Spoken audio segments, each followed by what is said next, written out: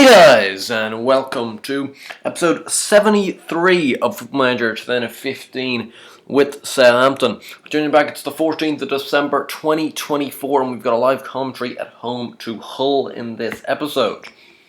For then, though, we will have to take a look at the 5 games, which was a bit of a mismatch, a mix and match of plenty of competitions.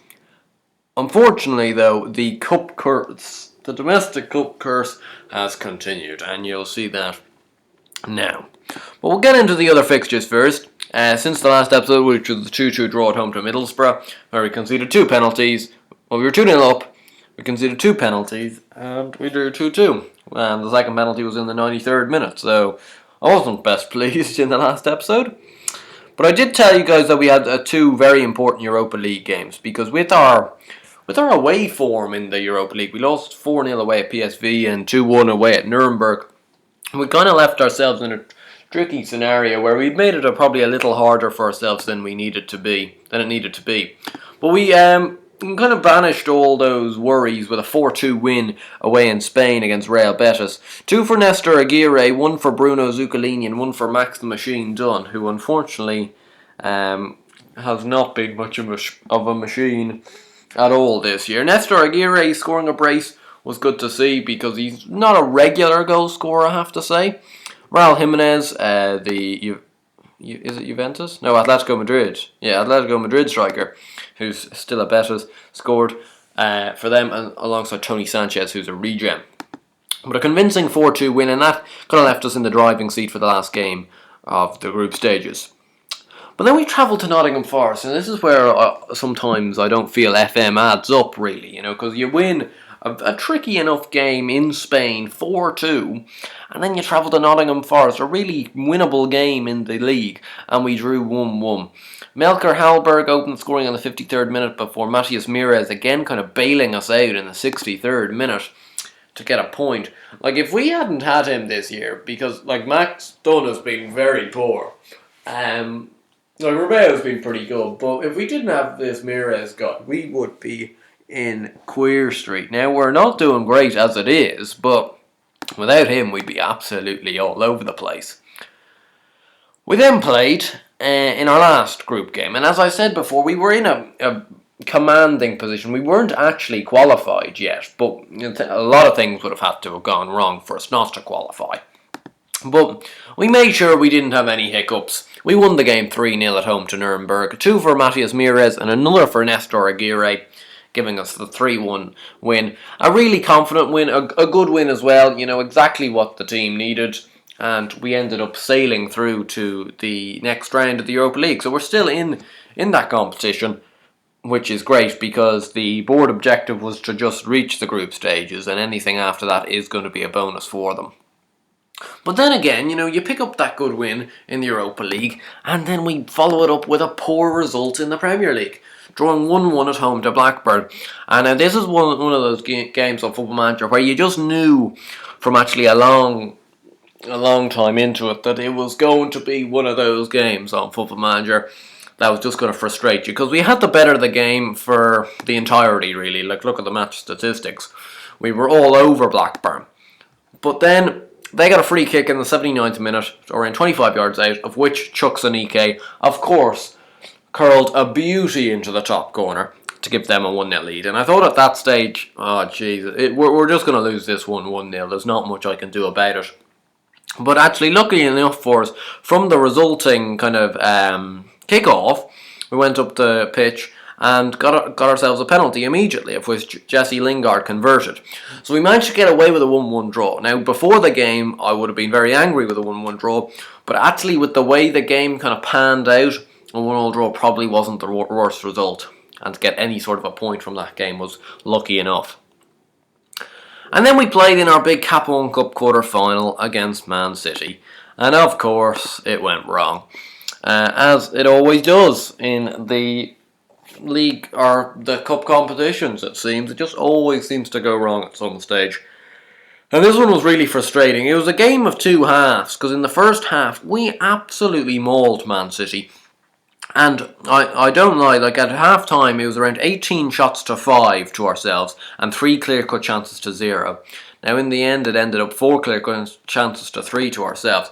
And we took the lead deservedly in injury time in the first half. Tim Freeman getting a rare goal. But I don't know what the Man City manager said to his players. Probably gave them a bit of a balking at half time, because they came out and they were just far too good in the second half, and we couldn't lay a glove on them. Callum Chambers scored a header from a corner, and then Kevin De Bruyne completed a nice little move which involved Romario, who's one of their best regens, and Luka Jovic, who's one of the best wonder kids on the game. And they took the lead with 12 minutes to go, but it was one of those games where you just knew when they took the lead there was no way we were going to get a result out of it. There was no way we were going to turn it around, which was disappointing, because we played so well in the first half and yet we were so outclassed in the second half, which was disappointing. So we're out of that. We're in the FA Cup. The FA Cup third round draw has been drawn, and we're away at Wigan, who are mid-table championship side, so we should get through that.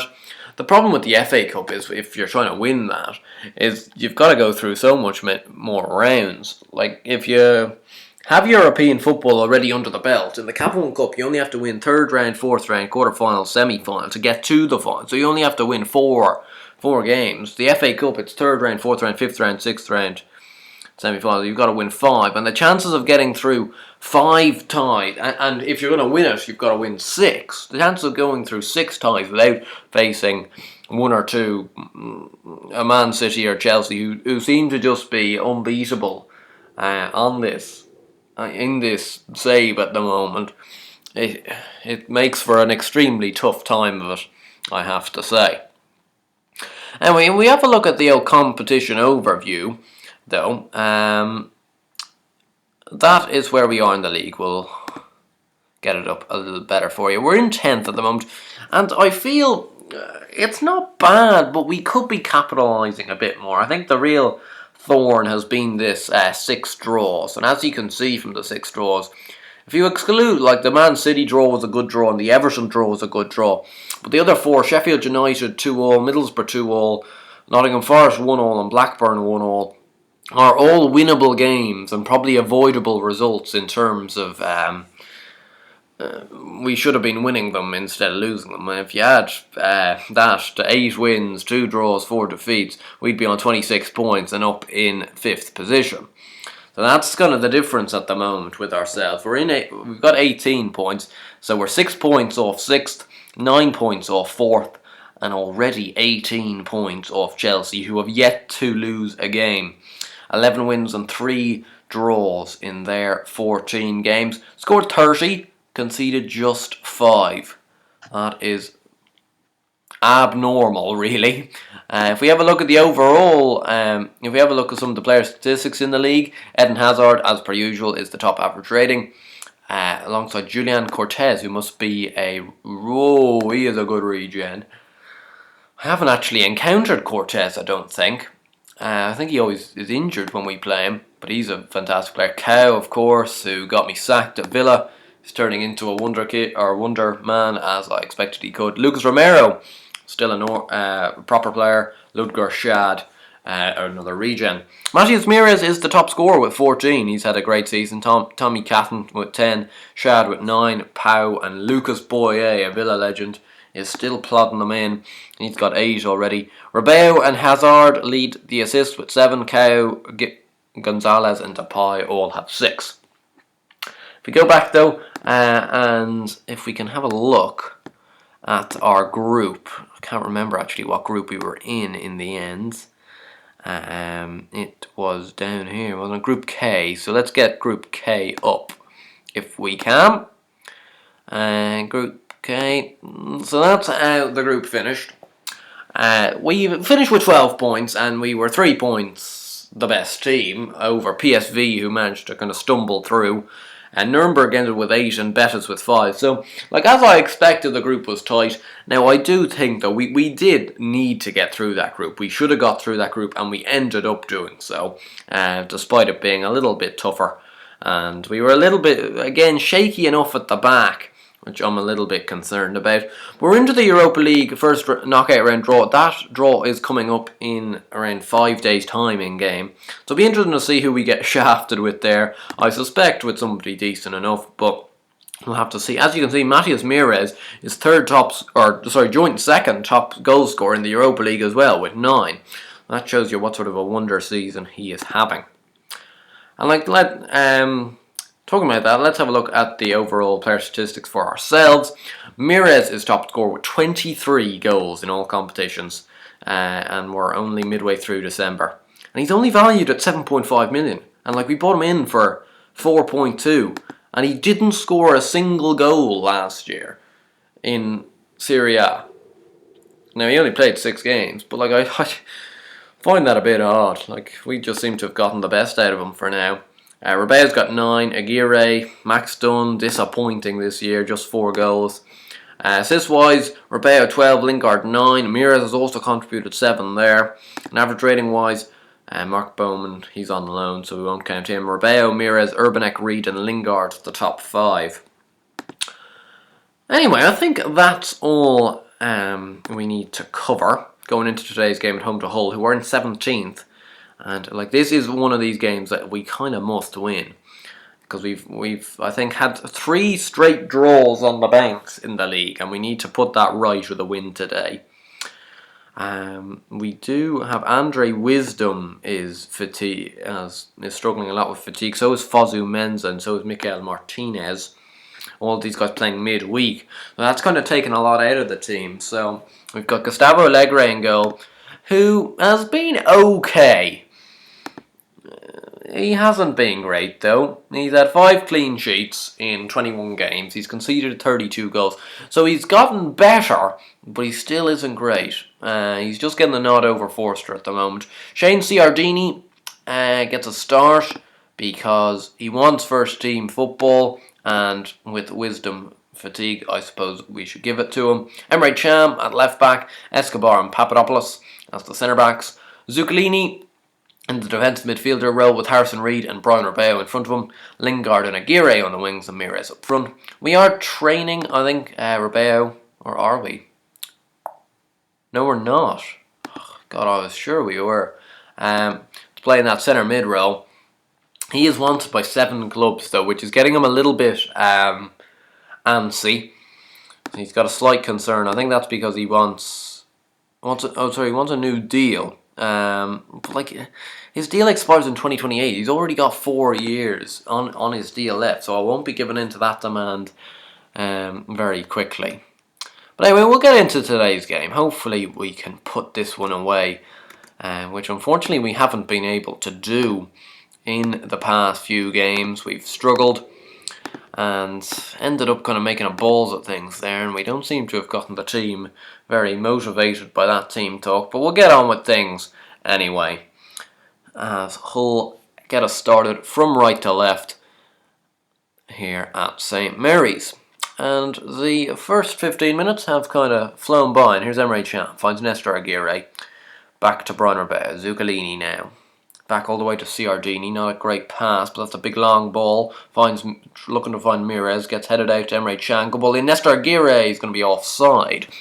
Good little passage of play. Unfortunately, Aguirre, I think he was offside. But it's a good ball in by Can, and it was a decent finish by Aguirre. Just, I think we'll find when we have a look at this that he was probably a yard and a half offside, which is a little bit disappointing. If it ever loads, that is. Oh, here we go. Emre Can, ball in. Yeah, he's around a yard offside. You kind of felt that when the ball went in. You know, sometimes you just have a little bit of an inkling before even you see that the linesman hasn't moved, and then you know it's for certain.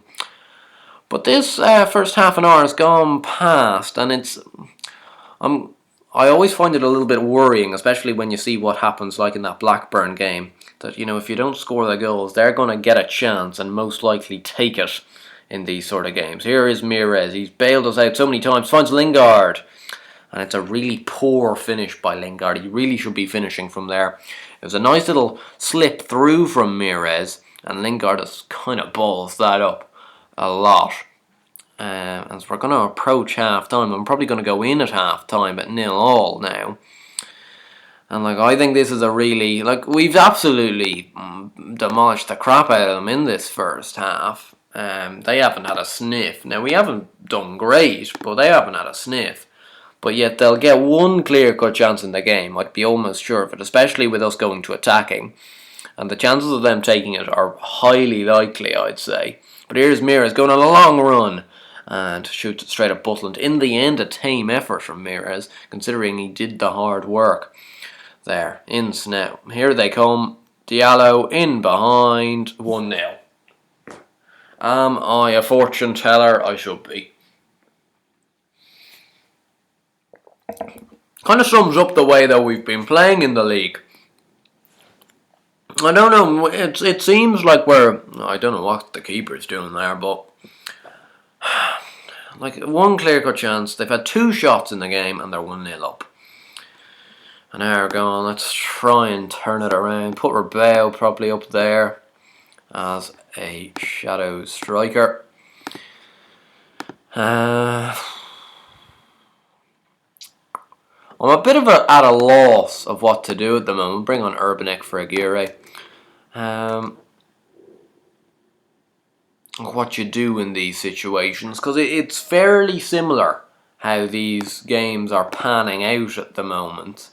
That it's kind of we're dominating, and then we just get caught. But we when we're dominating, we don't score goals, and that's the problem we're having at the moment. Or we don't score enough goals, that's for sure. Like in this game, we just haven't scored any. And Allegri with a great save there onto the post. And that has kept us in this game. Because at 2-0, we'd have no chance. At 1-0, at least we still might be able to... Oh my god, how have they not scored there? Allegri with another good save, I think, in there. In the mix.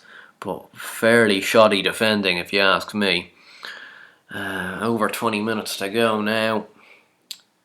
What do we do? What do we do is right. Like, I'm just constantly kind of changing formations by now, and I don't like to do this, actually, because I think it always kind of upsets the rhythm of teams sometimes, but otherwise I don't really know what we can do, unless we're kind of changing it around a little bit. We'll put the fullbacks to attack a little bit more. I know Ciardini isn't exactly an attacking wing back, but he needs to go up the field there. And Reed has now picked up a knock. Can we not take him up? Yeah, we can. We'll bring on Freeman. Scored against Man City. Actually, he took it quite nicely. Just not happening for us, though, is it? Take more risk, higher tempo, higher up. I'm kind of pulling them all out of the bag, but like all the kind of traits you usually do. But since we've actually needed a goal, in these last 20 minutes, we've had 2 shots. Which just isn't enough. Like, we haven't... You'd think in these sort of situations we'd begin to dominate, but we just don't seem to be able to. And we'll most likely be caught out on the counter here again. Especially with those sort of passes. It really isn't good enough at the moment, unfortunately. Zuccolini with a good tackle there makes up for his poor pass. Can he mount an attack here late on? Zuccolini, Rebeo, Max the Machine, done! Get in, Max! He hasn't been on the score sheet for ages, but that is why he is the machine. He returns in the 90th minute. Bring him off the bench, and he has scored there, and we finally got ourselves a goal. We've taken a long time in getting it. Rebeo with another assist to his name. A good ball in, and Max has hit that with plenty of power. That's back to the Max Dunn we all know and love. 4 minutes of additional time. I doubt we'll be able to graft out another chance. Ciardini, no, with that sort of a throw in. And there is full time, and it is our 3rd 1-1 draw in a row in the league, and our 4th draw overall in the league, because of course the other game was the Middlesbrough 2-2 draw. So we're in a very tricky situation, because unfortunately that has really gone the exact same way as these games. And like even the previous game to that was we just about scraped a 3-2 over Ipswich, who are bottom of the league. I'd just be concerned for us, because looking at this run of fixtures we now have up until the next episode, which is actually going to be the QPR game, or will it be the Villa game? Now I'll do the QPR game away. We've got Cardiff away, Man U at home, Liverpool away, Arsenal at home, Wigan away in the Cup, and Aston Villa at home. And yet we're like, this has been our easy patch. Middlesbrough, Forest, Blackburn and Hull as our 4 last league games should have been at least 10 points out of 12. Instead we picked up 4. And we find ourselves in 11th position. Drawing far too many games, not taking our chances, not scoring enough goals against these lower teams. And by the next episode, we'll need to have sorted stuff out, because this at the moment isn't good enough. Anyway, if you guys enjoyed this video, please do give it a like and subscribe to the channel if you already haven't for new content.